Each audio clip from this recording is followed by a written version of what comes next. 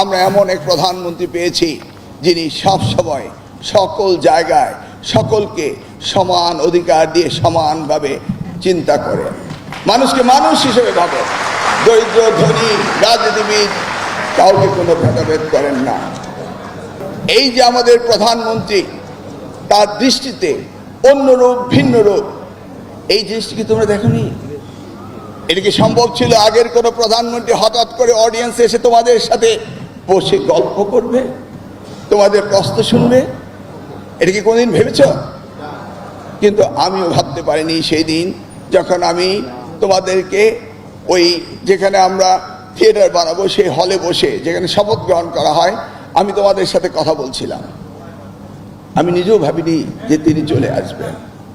হঠাৎ করে তিনি যখন নেমে আসলেন তার পূর্ব মুহূর্তেই আমি একটু অনুভব করছিলাম, অর্থাৎ ওনার পিএস দেখলাম রুমটা পরিদর্শন করে গেল, আমি তোমাদের সাথে ছিলাম।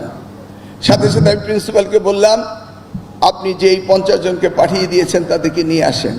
আসতে না আসতে উনি ঢুকে পড়লেন। আমরা এমন এক প্রধানমন্ত্রী পেয়েছি যিনি সব সময় সকল জায়গায় সকলকে সমান অধিকার দিয়ে সমানভাবে চিন্তা করেন, মানুষকে মানুষ হিসেবে ভাবেন, দরিদ্র ধনী রাজনীতিবিদ কাউকে কোনো ভেদাভেদ করেন না।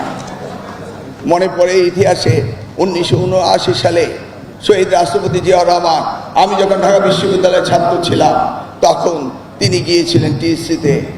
আর তারপর গতকাল দেখেছো তোমরা কিভাবে আমাদের এই প্রধানমন্ত্রী তারেক রহমান সাহেব হেঁটে সিনেট ভবন থেকে কলা ভবনে চলে আসলেন ছাত্রছাত্রীদের সাথে ইন্টারাকশন করতে। দেখেছো কালকে টেলিভিশনে?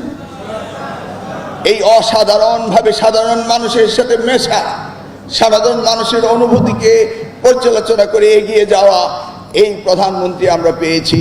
এবং সেই প্রধানমন্ত্রী প্রায়োরিটি হচ্ছে 3টি বিষয়ে। প্রথমটি শিক্ষা, দ্বিতীয়টি শিক্ষা, তৃতীয়টি শিক্ষা। আর তোমরা সেই শিক্ষার্থী, তোমরা যেমনি গর্ব করো আমি তেমনি গর্ব করছি আমি উনার শিক্ষামন্ত্রী হয়েছি। এই দায়িত্ব আমাকে সুচারুভাবে পালন করতে হবে, এটি আমাকে ঈমানীভাবে পালন করতে হবে, ইবাদতের মতো পালন করতে হবে, যেটা এই দেশের শিক্ষা ব্যবস্থার পরিবর্তনের বিশ্বের মানচিত্রে তোমাদেরকে নিয়ে আমরা একটি উদাহরণ সৃষ্টি করতে পারি।